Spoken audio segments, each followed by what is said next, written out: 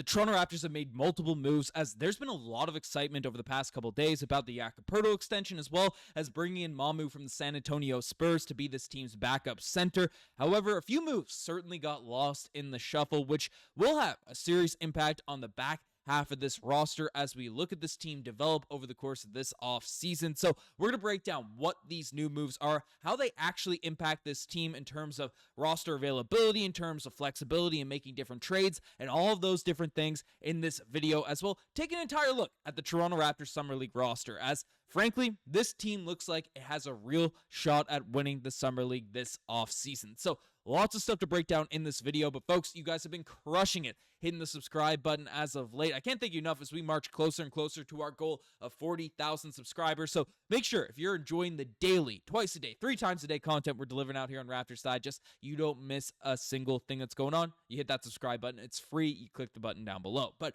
let's dive into it, because there's a lot of stuff to break down in this video. As first things first, we had an update regarding, Raptors two-way guy, Rhoden, who has been waived from his two-way contract by the Toronto Raptors. So first things first, Rhoden's a guy that I found was a very interesting player over the course of the last season. Had some bright moments in the back half of last year, but also dealt with some injuries during, a crucial time for him to show out at the NBA level. But if you weren't familiar, you didn't watch a ton of games in the back half of last year, I don't really blame you. But Jared Rhoden's a guy, 6'6", joined the Toronto Raptors for 10 games last season, and for the Toronto Raptors, averaged 11.4 points per game, averaged 4 rebounds, 1.4 assists, put up some really solid stats out there for this Raptors group, and shot 32% of the three-point line. Again, small sample size, just 10 games for the Toronto Raptors, but in his moments, it was very up and down. Like, he had a couple just blockbuster, really strong games, and a couple where he didn't have a crazy impact out there on the basketball court. But overall, I thought he impressed. I'm surprised that they let him go of his two-way contract, but this allows the Toronto Raptors to have more flexibility moving through this summer. The Summer League guys have more of an opportunity to, slide into a two-way roster spot, one of those final positions. So Rhoden, of course, is a guy that you can get buckets in a hurry, but he plays a position that's very saturated on this Toronto Raptors group. So it's going to be tough for him to find his way out there in the mix. So hopefully he gets, I'm sure the Raptors did this timing knowing he could hop on another Summer League team, get another opportunity, because I do think he's an NBA quality player, but just where the Toronto Raptors are at right now in terms of how many guards are out here on this team that provide a similar skill set to Rhoden, there wasn't a huge opportunity for him to come into the mix for this squad. So wishing him the best. Had a solid Toronto Raptors tenure, but that's not the only move that was made by this Toronto Raptors team, as we did have an update in regards to, if we get the right image brought up, that's right. So, we got a little Boise State guy coming into the Toronto Raptors, as he's officially been signed from the summer, for the summer for this team. So Tyson Degenhart is another wing that's coming into the mix for this Raptors group, and there's a lot of people from Boise State that really like his game, that like him as a basketball player, and are gassing him up a whole lot out there online. So who is he as a basketball player if we take a look in terms of what he's able to do? Statistically, last season, averaged 18.3 points per game, 6.1 rebounds, and just a player that is a solid three-point shooter. His three-point percentages varied all throughout the course of his college career. He shot 43% from the three-point line in his freshman season. Then that randomly ended up going down to 33%, then 31%, and then back up to 35% during his final season as a senior. So he's varied greatly in terms of his three-point efficiency, but overall has improved over the course of his college career, had a different role, and is a guy that, you look at his size, frame, not crazy athletic by any stretch of the imagination, but definitely a player that has a sneaky sort of skill set. So what are we looking at here in terms of his impact out there on the basketball court? Well, he's a versatile defender, has a strong frame, and he's comfortable switching on multiple positions. So, being a 6'7" white dude, not super flashy, bouncy athleticism, he's a very, very strong defender, and that's one of the reasons he's being brought into this team. We know how much Bobby Webster, this Dan Tolzman, this Raptors front office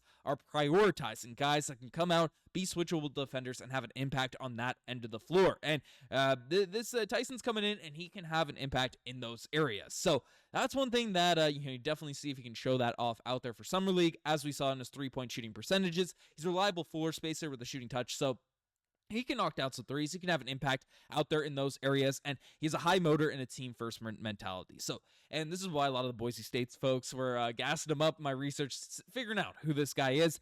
This is a dude that's very likable, brings the energy, brings the intensity, and that is something the Toronto Raptors have always prioritized, and I imagine they will even after the Masai Ujiri departure. So, a guy that's definitely interesting, a guy that we will definitely watch and have a very, very close eye on over the course of this summer league action, but similar to Jared Rhoden, there's a lot of players that play that position for this Raptors group. Heck, there's a lot of players that play that position for this Raptors Summer League team, which we will jump into. So it's a tough spot to be at. And even, I'll take a look at those weaknesses thereafter. But, if we take a look at the history, Rhoden I thought might have had a shot when we ended up bringing back Sandro from the San Antonio Spurs. They're actually Set and Hall teammates, out there before. So it's, that relationship didn't last super, super long. Mamu has actually played with RJ Barrett as well. So there's some deep relationships with Baba there for this Raptors team, but the one with Rhoden will not last long because, he ended up getting waived about an hour after, Mamu came into this Raptors group. So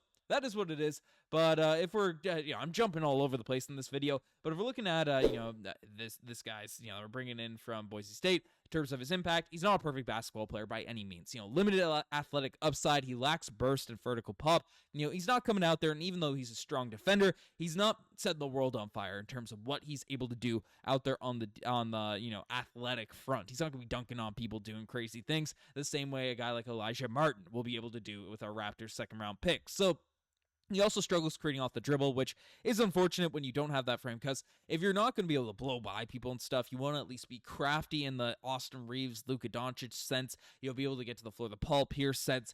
Obviously, an undrafted free agent's not going to be coming in and having that type of impact, but you'd like to see the promise for those types of skill sets, especially at the college level. So, doesn't have that sort of elite skill, and then, he's a tweener without elite tools for either forward spot. So, that's the thing, right? Even though he can guard both positions, offensively, he's not going to really set the world on fire with either of those skills. So, a guy that definitely is a good basketball player, a guy that a lot of people like, and I think can have a real puncher's chance at least making the training camp squad. I'm not sure it's 100% he's going to be, one of those full tilt guaranteed guys out there for one of those final roster spots, or one of those two ways that just frankly opened up with Jared Rhoden. So, who are we looking at for this year's Summer League team? Because the whole list has actually been displayed here right now as Jamison Battle, Colin Castleton, two guys we're very familiar with. Battle, of course, elite three-point shooter. His contract guarantee date is, a few days from now, so keep an eye out for that certainly over the next week. Colin Castleton, a guy that's on an unguaranteed contract for the Toronto Raptors, 7-footer, can have an impact for sure. Ulrich Shamshay, the guy that everyone's interested in seeing how he's developed over the last stretch of time, recovering from injury. Tyson Degenhart, who we've been talking about this entire video. Quincy Guerrier, a Canadian, so has been around the Toronto Raptors system for a while now at this point. Chucky Hepburn, who is one of those signings for the two-way spots for this Raptors group. So, and Chucky very had a fun video, has a fun just college career, so I think he could be a really, really nice acquisition for this team. A couple of unknowns. We got AJ Lawson out there in the mix, who did have a really strong back half of the season. Impressed I think a lot of people in terms of what he was able to do for this Raptors team in his final season run. So, I hope he gets one of those final roster spots, him and Jamison Battle. But Elijah Martin, who was our second round pick this year, elite defender, elite athleticism, really pumped to see him out there on the court for this team. Jonathan Mobo, again, our next Draymond Green. Colin Murray Boyles, our 9th overall pick this year. Clifford Marui, if you didn't watch my video on him, another Raptors undrafted free agent signing. 6'11", 7'6" wingspan, super athletic, blocks a ton of shots, really, really good on the defensive end of the floor. Jamal Shead, Shead heads unite. I'm surprised he's even playing in Summer League because this man is just too elite. There might be a point this season where he ends up being our starting point guard. So I love me some Jamal Shead. Excited to watch him play out there in Summer League. I know I'm overrating the guy, but that is what it is. There's some hype around Aniwani. I'm gonna mess up this name, Tate Jones, but basically I haven't done the full research on him. If he's an interesting prospect, might make a video on him breaking him down because I've seen some excitement about the man from New Zealand as well as Jacoby Walter, who's the Raptors rookie last year. So, frankly, this Summer League team, Bobby Webster's cooking up a little squad that can come out there and win Summer League. That's my take. That's my position. I want to see this Raptors team tear it up out there this summer. I mean, we have so many draft picks. We have so many young players. I want to see this group really come together and make a push out there for those Summer League battles. So let me know what you guys think about all this in the comment section down below. Are you happy with this Raptors Summer League team? Are you happy with the moves they made over the past few days? Anyways, I'm signing out. Cheers.